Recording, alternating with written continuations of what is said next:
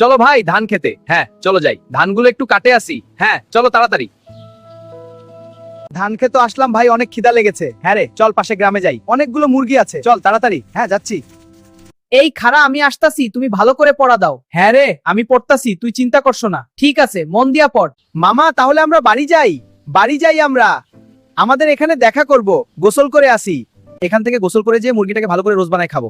আচ্ছা একটা বুদ্ধি যদি করি, কুকুর বাবাকে যদি একটা গোস্ত না দিই তাহলে কিরকম হয়, তাকে একটা বুদ্ধি দিয়ে তাকে পাঠিয়ে দেবো। মুরগিটাকে তো ধরি বুঝবে না, সুন্দর করে খাইতাছি। তোমরা আরো যারা যারা ভিডিওটা দেখেছো প্লিজ বান্দর মামাকে বলো না।